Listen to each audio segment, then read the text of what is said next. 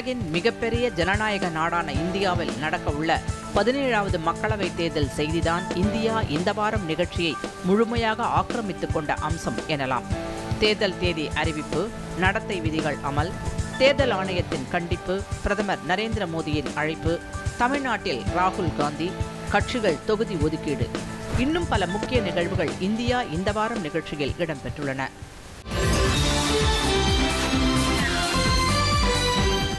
உலகின் மிகப்பெரிய ஜனநாயக நாடான இந்தியாவின் நாடாளுமன்ற தேர்தல் தேதி அறிவிக்கப்பட்டதுதான் இந்த வாரத்தின் முத்தாய்ப்பான நிகழ்வு.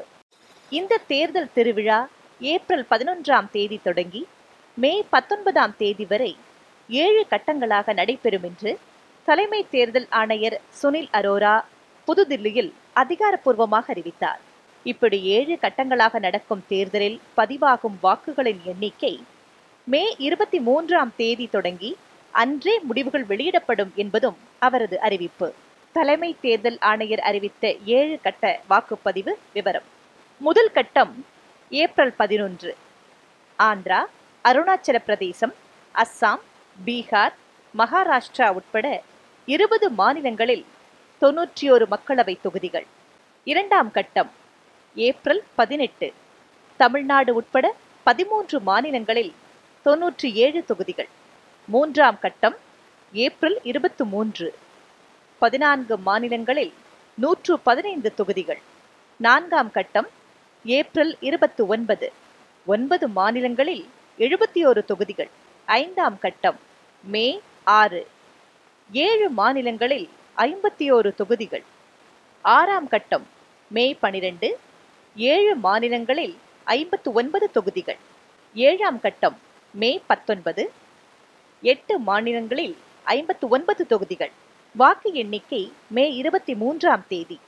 தமிழ்நாடு, ஆந்திர பிரதேசம், அருணாச்சல பிரதேசம், கோவா, குஜராத், ஹரியானா, ஹிமாச்சல பிரதேசம், கேரளா, மிசோரம், தெலுங்கானா உள்ளிட்ட மாநிலங்களில் ஒரே கட்டமாக தேர்தல் நடைபெறும்.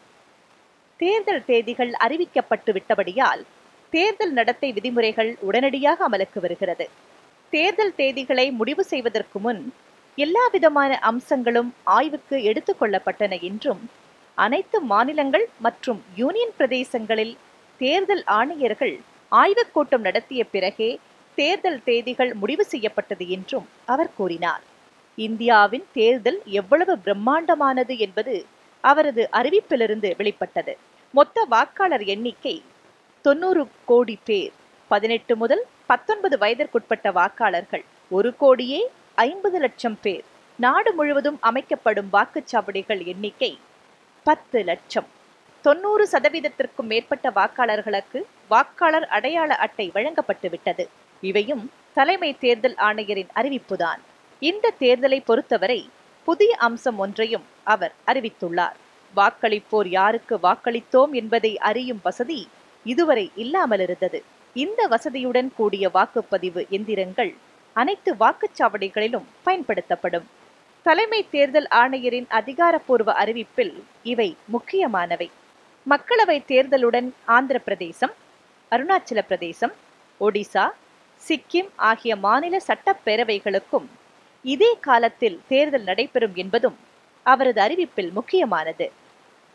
இது தவிர பீகார், கோவா, குஜராத், மத்திய பிரதேசம், மேகாலயா, மிசோரம், நாகாலாந்து, தமிழ்நாடு, உத்தரப்பிரதேசம் ஆகிய மாநிலங்களில் காலியாக உள்ள 34 சட்டப்பேரவை தொகுதிகளுக்கும் இடைத்தேர்தல் நடைபெறும் என்றும் தலைமை தேர்தல் ஆணையர் சுனில் அரோரா அறிவித்தார்.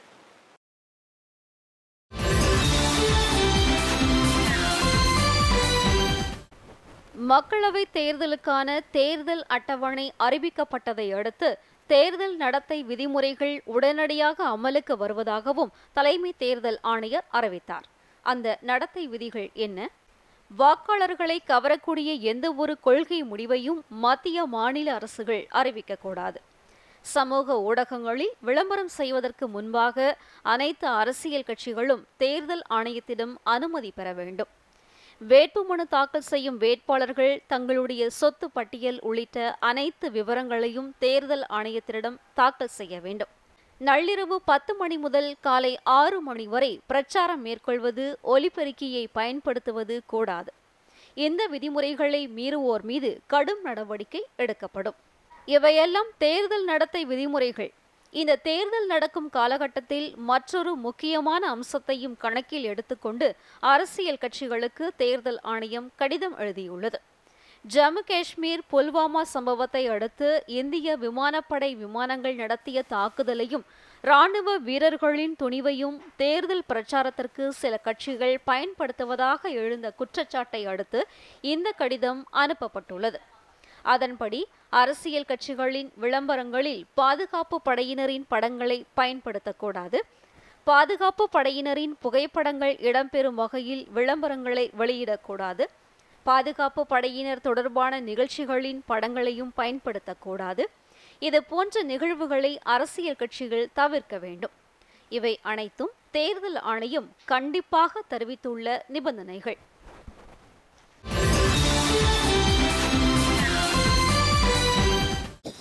மக்களவை மற்றும் சட்டப்பேரவை தேர்தல் நியாயமாகவும் சுதந்திரமாகவும் நடைபெறுவதை உறுதி செய்ய தேர்தல் ஆணையம் பல நியதிகளை வகுத்துள்ளதுடன் கண்டிப்பான உத்தரவுகளையும் பிறப்பித்துள்ளது. தேர்தல் நடைமுறைகளில் தவறு நிகழாமல் இருப்பதை உறுதி செய்ய வேண்டும் என்று மத்திய தேர்தல் பார்வையாளர்களை தலைமை தேர்தல் ஆணையர் சுனில் அரோரா அறிவுறுத்தியுள்ளார். பணம், பதவி மூலம் மக்களின் வாக்குகளை பெறும் முயற்சியை தடுக்க நடவடிக்கை எடுக்கும்படி அவர் வலியுறுத்தினார். பல மாநிலங்களில் உரிய கணக்கு இல்லாமல் எடுத்துச் செல்லப்பட்ட பெரும் தொகை கைப்பற்றப்பட்டுள்ளது. இதைவிட முக்கியமாக மற்றுமொரு உத்தரவையும் தேர்தல் ஆணையம் பிறப்பித்துள்ளது. வாக்குப்பதிவுக்கு பயன்படுத்தப்படும் மின்னணு எந்திரங்களை எடுத்துச் செல்லும் வாகனங்கள் அனைத்திலும் அதன் போக்குவரத்தை கண்காணிப்பதற்கான GPS கருவி பொருத்தப்பட வேண்டும் என்பது அந்த உத்தரவாகும். அண்மையில் நடந்த 5 மாநில சட்டப்பேரவை தேர்தலின் போது வாக்குப்பதிவு இயந்திரம் போன்றவை தேவையற்ற இடங்களில் இருந்ததாக கண்டுபிடிக்கப்பட்டதை அடுத்து இந்த உத்தரவு பிறப்பிக்கப்பட்டது.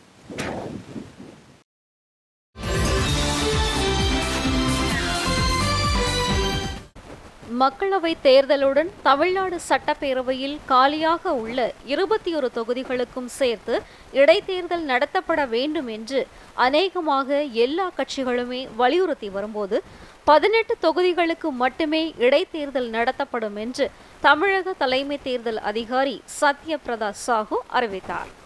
திருப்பரங்குன்றம், ஒட்டப்பிடாரம், அரவக்குறிச்சி ஆகிய 3 தொகுதிகள் தொடர்பான வழக்குகள் நீதிமன்றத்தில் நிலுவையில் இருப்பதால் அந்த தொகுதிகளுக்கு தற்போது வாக்குப்பதிவு நடைபெறாது என்றும், பெரம்பூர், பூந்தமல்லி, திருப்போரூர், பாப்பிரெட்டிப்பட்டி, ஆண்டிப்பட்டி, பெரியகுளம், அரூர், பரமக்குடி, மானாமதுரை, சோளிங்கர், தஞ்சாவூர், நிலக்கோட்டை, ஆம்பூர், சாத்தூர், குடியாத்தம், விளாத்திக்குளம், திருவாரூர் மற்றும் ஒசூர் ஆகிய 18 தொகுதிகளுக்கு மட்டுமே இடைத்தேர்தல் நடைபெறும் என்றும் அவர் கூறினார்.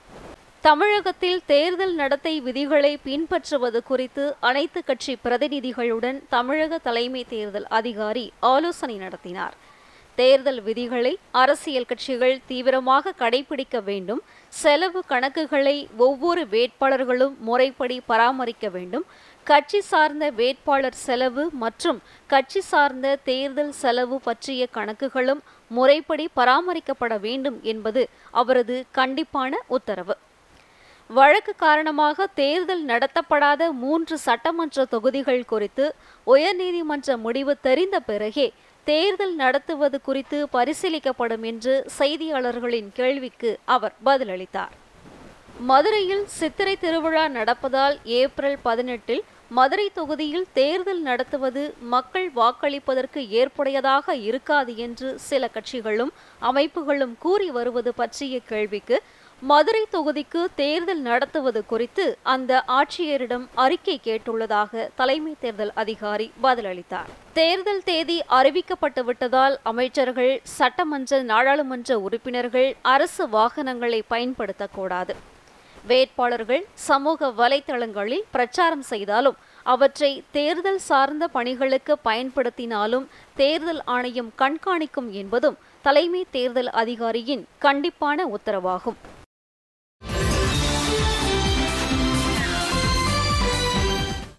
மக்களவைத் தேர்தல் நடந்தால் மத்திய ஆட்சியை மாற்றுவோம் என்று எதிர்க்கட்சிகள் எகத்தாளமாக குரல் எழுப்பி ஆளும் தேசிய ஜனநாயக கூட்டணியை முறியடிக்க கச்சை கட்டி கொண்டு நிற்கும்போது இந்த தேர்தலை ஒரு திருவிழா என்றும் மக்கள் அந்த கொண்டாட்டத்தில் முழுமையாக பங்கேற்க வேண்டும் என்றும் பிரதமர் நரேந்திர மோடி அழைப்பு விடுத்திருக்கிறார். தேர்தல் தேதி அறிவிக்கப்பட்டதுமே ட்விட்டரில் மக்களுக்கு இந்த வேண்டுகோளை பிரதமர் விடுத்தார். எல்லா வாக்காளர்களும் வாக்களிப்பதை அனைத்து தரப்பினரும் உறுதி செய்ய வேண்டும் என்று குறிப்பிட்டு இதற்கான விழிப்புணர்வை ஊடகங்களும் திரைப்பட கலைஞர்களும் விளையாட்டு வீரர்களும் இதர அமைப்புகளும் ஏற்படுத்த வேண்டும் என்று வேண்டுகோள் விடுத்தார். அத்துடன் நிறுத்திக் கொள்ளவில்லை. பிஜேபி ஆட்சியை அகற்றியே தீருவோம் என்று சூளுரைத்து பணியாற்றும் காங்கிரஸ் தலைவர் ராகுல் காந்தி, திரிணாமுல் காங்கிரஸ் தலைவர் மம்தா பானர்ஜி உள்ளிட்ட அரசியல் தலைவர்களும் வாக்காளர்கள் அதிக அளவில் வாக்களிப்பதற்கான உத்வேகத்தை ஏற்படுத்தி ஜனநாயகத்தின் சிறப்பை மேம்படுத்த வேண்டும் என்று பிரதமர் கேட்டுக்கொண்டார். 21வது நூற்றாண்டில் பிறந்தவர்கள் முதன்முதலாக வாக்களிக்கப் போவதால் 2019ஆம் ஆண்டு தேர்தல் சிறப்பு வாய்ந்தது என்று கூறிய அவர், இதுவரை பெயர் பதிவு செய்யாத இளையோர் பெயரை பதிவு செய்து ஜனநாயகத்தை செறிவூட்ட வேண்டும் என்று கேட்டுக்கொண்டார். வாக்காளர் அடையாள அட்டையை பெற்று முதன்முறையாக வாக்களிப்பவர்களுக்கு அது ஒரு கொண்டாட்டத்தின் தருணமாக இருக்கும் என்று அவர் எடுத்துரைத்தார். ஒரு வாக்கு என்பது நாட்டின் வளர்ச்சிக்கான அர்ப்பணம் என்பதால் வாக்களித்து நாட்டின் கனவு மற்றும் விருப்பங்களோடு மக்கள் தங்களை இணைத்துக் கொள்ள வேண்டும் என்றும் பிரதமர் அழைப்பு விடுத்துள்ளார். பிஜேபி தலைவர் அமித்ஷாவும் அனைத்து வாக்காளர்களும் வாக்களித்து வாக்குப்பதிவில் சாதனை படைக்க வேண்டும் என்று கேட்டுக்கொண்டுள்ளார். தேர்தல் தேதி அறிவிப்பை வரவேற்றுள்ள காங்கிரஸ் கட்சி மிகப்பெரிய தேர்தலுக்கு தயாராகி வருவதாக தெரிவித்துள்ளது. மத சார்பின்மை, ஜனநாயக தன்மை கொண்ட இந்தியாவில் மிகப்பெரிய பொது தேர்தலை இந்திய தேர்தல் ஆணையம் சுமூகமாகவும் சுதந்திரமாகவும் நேர்மையாகவும் நடத்தி முடிக்கும் என்று மார்க்சிஸ்ட் கம்யூனிஸ்ட் கட்சியின் பொதுச் செயலாளர் சீதாராம் யெச்சூரி நம்பிக்கை தெரிவித்துள்ளார். பகுஜன் சமாஜ் கட்சி தலைவர் மாயாவதி, சமாஜ்வாதி கட்சி தலைவர் அகிலேஷ் யாதவ், ஆம் ஆத்மி கட்சியின் நிறுவனர் அரவிந்த் கெஜ்ரிவால் ஆகியோரும் இந்த தேர்தலில் வாக்காளர்கள் அனைவரும் தங்களது ஜனநாயக கடமையை ஆற்றி புதிய அரசை உருவாக்கும் பணியில் ஈடுபட வேண்டும் என்று கேட்டுக்கொண்டுள்ளார்.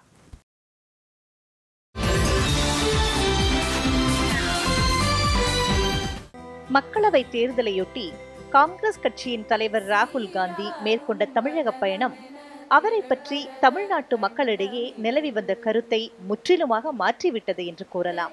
அவர் கலந்து கொண்ட 3 நிகழ்ச்சிகளிலுமே இந்திய அரசியல் பற்றிய அவரது தெளிவான கண்ணோட்டமும் எதிர்காலத்திற்கான திட்டமும் பளிச்சென வெளிப்பட்டது. அவரது முதல் நிகழ்ச்சி சென்னை ஸ்டெல்லா மேரிஸ் பெண்கள் கல்லூரியில் மாணவியருடன் நடந்த கலந்துரையாடல். சவால்களை சமாளிப்போம் என்ற தலைப்பில் நடந்த இந்த நிகழ்ச்சிக்கு ராகுல் காந்தி வரும்போதே மாணவியர்கள் ஆரவாரம் செய்து வரவேற்றார்கள். மாணவியரின் கலை நிகழ்ச்சிகளுடன் கலந்துரையாடல் தொடங்கியது. மேடைக்கு வந்ததும் ராகுல் காந்தி உடனடியாக உரையாடலை தொடங்கிவிட்டார். நீங்கள் என்ன வேண்டுமானாலும் கேளுங்கள், பதிலளிக்கிறேன் என்று அவர் அறிவித்ததும் மாணவியர் ஒவ்வொருவராக கேள்விகளை தொடுத்தார்கள். அநேகமாக எல்லா கேள்விகளுக்குமே அவர் தயக்கமில்லாமல் முழுமையாக பதிலளித்ததை தொலைக்காட்சிகள் நேரடியாக ஒளிபரப்பின. ராகுல் காந்தியிடம் மாணவியர் எழுப்பிய கேள்விகளில் முக்கியமானது, காங்கிரஸ் தலைமையில் மத்தியில் ஆட்சி அமைந்தால் என்னென்ன நடவடிக்கைகள் எடுக்கப்படும் என்பதுதான். இளம் தொழில் முனைவோருக்கு வாய்ப்பளித்து வேலை வாய்ப்பை உருவாக்குவோம். இப்போது வரும் பொருட்கள் பெரும்பாலும் சீனாவில் தயாரானவை என்றிருப்பதை தமிழ்நாட்டில் தயாரானவை என்று மாற்றியமைக்க நடவடிக்கை எடுப்போம். நாடாளுமன்றம் சட்டமன்றங்களில் பெண்களின் இடஒதுக்கீட்டை உறுதி செய்வோம். அகில இந்திய அளவில் அரசு வேலை வாய்ப்புகளில் பெண்களுக்கு 33% இடஒதுக்கீடு வழங்கப்படும் என்பவை அவரது பதிலில் குறிப்பிடத்தக்கவை. காஷ்மீர் பிரச்சினை தொடர்பான கேள்விகளுக்கு பதிலளித்த அவர், காஷ்மீர் மக்களிடம் அதிகாரத்தை வழங்குவதன் மூலம் பிரச்சினைக்கு தீர்வு காண்போம் என்று கூறினார். அடுத்து சென்னையில் நடந்த செய்தியாளர் சந்திப்பின் போது எழுப்பப்பட்ட பல்வேறு கேள்விகளுக்கும் அவர் அளித்த பதில் குறிப்பிடத்தக்கது. தற்போது சிக்கலாக உள்ள ஜிஎஸ்டி எளிமைப்படுத்தப்பட்டு நடைமுறைப்படுத்தப்படும். அதிக வேலை வாய்ப்பை தரக்கூடிய சிறு குறு மற்றும் நடுத்தர தொழில்களை பெருக்குவோம். பயங்கரவாதத்தை விட வேலையின்மையே பெரிய பிரச்சனை என்பதால் அதனை களையும் நோக்கத்தில் காங்கிரசின் தேர்தல் அறிக்கை இருக்கும். தமிழகத்தின் அடிப்படை பிரச்சனைகளான நீட் தேர்வு, காவிரி நதிநீர் பங்கீடு, மீனவர்கள் பிரச்சினை ஆகியவற்றை காங்கிரஸ் கட்சி கருத்தில் கொண்டுள்ளது. கல்வியை பொறுத்தவரை அதற்கான ஒதுக்கீட்டை அதிகரிப்பதே இலக்கு. விவசாய கடன் தள்ளுபடி செய்யப்படும். ராஜீவ்காந்தி கொலை வழக்கில் சிறையில் உள்ள 7 பேர் விஷயத்தில் நீதிமன்ற முடிவை ஏற்போம். இவை அனைத்தும் செய்தியாளர் சந்திப்பின் போது ராகுல் காந்தி உதிர்த்தவை. நாகர்கோவிலில் நடைபெற்ற பொதுக்கூட்டமும் ராகுல் காந்தி நிகழ்ச்சியில் குறிப்பிடத்தக்கது. காங்கிரஸ் தலைமையில் தற்போது அமைந்துள்ள கூட்டணி அரசியல் கூட்டணி அல்ல என்றும், மக்களின் உணர்வுகளை பிரதிபலிக்கும் கூட்டணி என்றும் அவர் கூறினார். சமூக நல்லிணக்கமே காங்கிரஸ் கட்சியின் முக்கிய நோக்கம் என்பதும், வறுமையில் வாடும் மக்களுக்கு குறைந்தபட்ச வருவாயை உறுதி செய்வது தங்கள் கூட்டணி அரசின் இலக்காக இருக்கும் என்பதும் அவரது உரையில் முக்கியமானவை. திமுக தலைவர் மு.க. ஸ்டாலின் பேசுகையில், தமிழகத்தில் 2004ஆம் ஆண்டு தேர்தலில் 40 தொகுதிகளையும் வென்றது போல இந்த தேர்தலிலும் வெல்வோம் என்று உறுதிபட கூறினார். கூட்டத்தில் முன்னாள் மத்திய அமைச்சர் ப. சிதம்பரம், தமிழ்நாடு காங்கிரஸ் கமிட்டி தலைவர் கே.எஸ். அழகிரி, திராவிடர் கழக தலைவர் கி. வீரமணி, மதிமுக பொதுச் செயலாளர் வைகோ, விடுதலை சிறுத்தைகள் கட்சி தலைவர் தொல் திருமாவளவன், மார்க்சிஸ்ட் கம்யூனிஸ்ட் மாநில செயலாளர் பாலகிருஷ்ணன், இந்திய கம்யூனிஸ்ட் மாநில செயலாளர் முத்தரசன், இந்தியன் யூனியன் முஸ்லீம் லீக் தலைவர் காதர் மொய்தீன் உட்பட கூட்டணி கட்சி தலைவர்கள் கலந்து கொண்டனர்.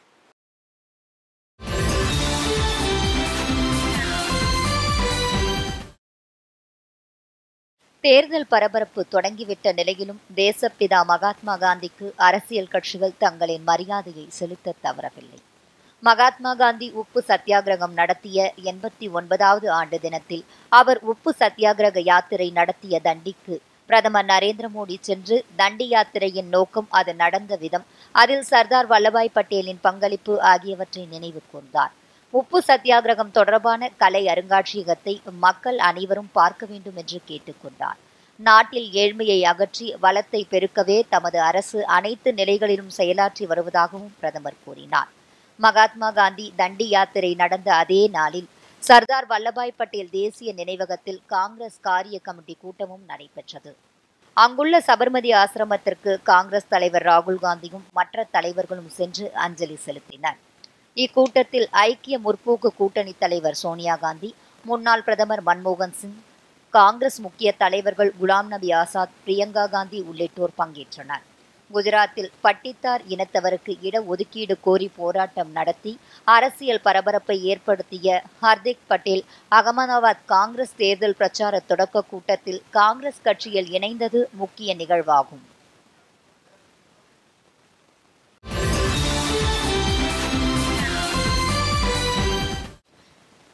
ஏப்ரல் 18ஆம் தேதி தமிழ்நாட்டிலும் புதுச்சேரியிலும் நடக்கவுள்ள மக்களவைத் தேர்தலில் எந்தெந்த கட்சிகள் எந்தெந்த தொகுதிகளில் போட்டியிடும் என்று மக்களால் ஆர்வத்துடன் எதிர்பார்க்கப்பட்ட கேள்விக்கு திமுக கூட்டணி முதலில் விடையளித்தது. எந்த கட்சிக்கு எந்த தொகுதி என்ற பட்டியலை திமுக தலைவர் மு.க. ஸ்டாலின் இந்த வாரத்தில் அறிவித்து முதலில் வெளியிட்ட அணி என்ற பெருமையை தட்டிச் சென்றார். திமுக தலைமை அலுவலகத்தில் கூட்டணி கட்சிகளின் தலைவர்கள் மத்தியில் அவர் தொகுதிகள் விவரத்தை அறிவித்தார். தலைநகர் சென்னையில் 3 தொகுதிகளிலும் திமுக போட்டியிடுகிறது. இவை தவிர ஸ்ரீபெரும்புத்தூர், காஞ்சிபுரம் உள்ளிட்ட 20 தொகுதிகளில் திமுக வேட்பாளர்களை நிறுத்தும் என்றும், தமிழ்நாட்டில் திருவள்ளூர், கிருஷ்ணகிரி, சிவகங்கை, கன்னியாகுமரி உள்ளிட்ட 9 தொகுதிகளிலும் புதுச்சேரியிலும் காங்கிரஸ் கட்சி போட்டியிடும் என்றும் அவர் அறிவித்தார். கோவை, மதுரை தொகுதிகளில் மார்க்சிஸ்ட் கம்யூனிஸ்ட் கட்சியும், திருப்பூர், நாகப்பட்டினம் தொகுதிகளில் இந்திய கம்யூனிஸ்ட் கட்சியும் போட்டியிடும். விடுதலை சிறுத்தைகள் கட்சிக்கு விழுப்புரம், சிதம்பரம் தொகுதிகளும், மதிமுகவுக்கு ஈரோடு தொகுதியும், இந்தியன் யூனியன் முஸ்லீமுக்கு ராமநாதபுரம் தொகுதியும் ஒதுக்கப்பட்டுள்ளன. இது தவிர கொங்குநாடு மக்கள் தேசிய கட்சிக்கு நாமக்கல் தொகுதியும், இந்திய ஜனநாயக கட்சிக்கு பெரம்பலூர் தொகுதியும் ஒதுக்கப்பட்டுள்ளதாக மு.க. ஸ்டாலின் அறிவித்தார். தமிழ்நாட்டில் வேட்பாளர் பெயரை முதலில் அறிவித்த பெருமையை இந்திய யூனியன் முஸ்லீம் லீக் தட்டிச் சென்றது. அந்த கட்சியின் வேட்பாளராக நவாஸ் கனி ராமநாதபுரம் தொகுதியில் நிறுத்தப்படுவார் என்று கட்சியின் தலைவர் காதர் மொய்தீன் அறிவித்தார். மார்க்சிஸ்ட் கம்யூனிஸ்ட் கட்சியின் வேட்பாளராக மதுரையில் எழுத்தாளர் சு. வெங்கடேசனும், கோவையில் பி.ஆர். நடராஜனும் நிறுத்தப்படுவார்கள் என்று அந்த கட்சி அறிவித்தது. இந்திய கம்யூனிஸ்ட் கட்சி சார்பில் திருப்பூரில் சுப்ராயனும், நாகப்பட்டினத்தில் செல்வராஜுவும் வேட்பாளராக அறிவிக்கப்பட்டார்கள். தேர்தல் அறிக்கையை முதலில் வெளியிட்ட பெருமை பாமகவை சாரும். கட்சியின் நிறுவனர் எஸ். ராமதாஸ் வெளியிட்ட தேர்தல் அறிக்கையில், வறுமை கோட்டிற்கு கீழே உள்ள குடும்பங்களுக்கு மாதாந்திர உதவித்தொகை, விவசாய கடன்கள் தள்ளுபடி, ராஜீவ்காந்தி கொலை வழக்கில் தண்டனை பெற்ற 7 பேருக்கு விடுதலை, இன்னும் பல அம்சங்கள் இடம்பெற்றுள்ளன.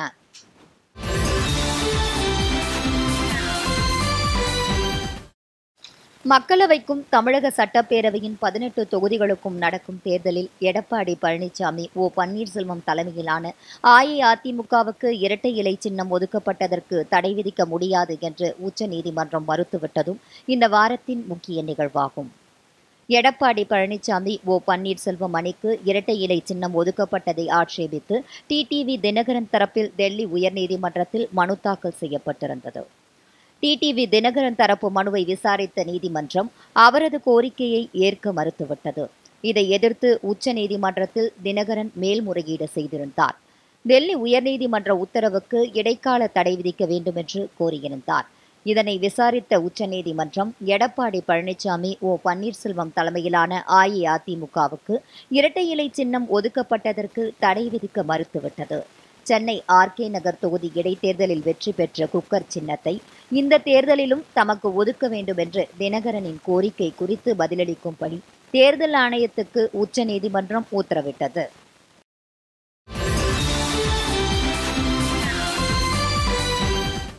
இந்த ஆண்டில் குடியரசுத் தலைவரால் வழங்கப்பட்ட பத்ம விருது பெற்றவர்களில் 3 பேர் தமிழ்நாட்டைச் சேர்ந்தவர்கள் என்பது குறிப்பிடத்தக்கது. 4 பேருக்கு பத்ம விபூஷன் விருதும் 14 பேருக்கு பத்ம பூஷன் விருதும் 94 பேருக்கு பத்மஸ்ரீ விருதும் அறிவிக்கப்பட்டு 58 பேருக்கு குடியரசுத் தலைவர் ராம்நாத் கோவிந்த் பத்ம விருதுகளை வழங்கி கௌரவித்தார். மரணத்திற்கு பிந்தைய பத்மபூஷன் விருதை பத்திரிகையாளர் குல்தீப் நய்யர், சுக்தேவ் தீன்ஷா ஆகியோருக்கும், பத்மஸ்ரீ விருதை நடிகர் காதர் கானுக்கும் குடியரசுத் தலைவர் வழங்கினார். தமிழ்நாட்டைச் சேர்ந்த முன்னாள் வெளியுறவுத்துறை செயலர் சுப்பிரமணியன் ஜெயசங்கர், கண் மருத்துவர் RV ரமணி, திரைப்பட பாடகர் சங்கர் மகாதேவன், திரைப்பட இயக்குனரும் நடிகருமான பிரபுதேவா, ட்ரம்ஸ் கலைஞர் சிவமணி,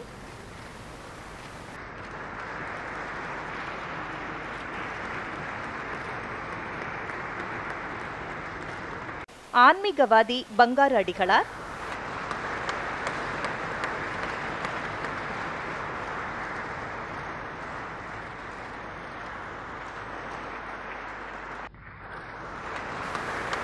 டேபிள் டென்னிஸ் வீரர் சரத் கமல் உள்ளிட்டோர் பத்ம விருதுகளை பெற்றனர்.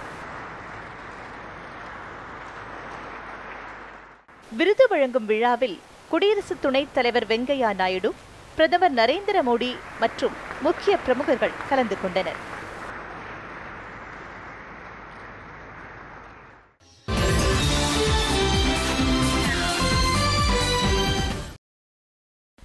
இந்தியா இந்த வாரம் நிகழ்ச்சி குறித்து உங்கள் கருத்துக்களை பதிவு செய்ய வேண்டிய மின்னஞ்சல் பொதிகை news2007@gmail.com.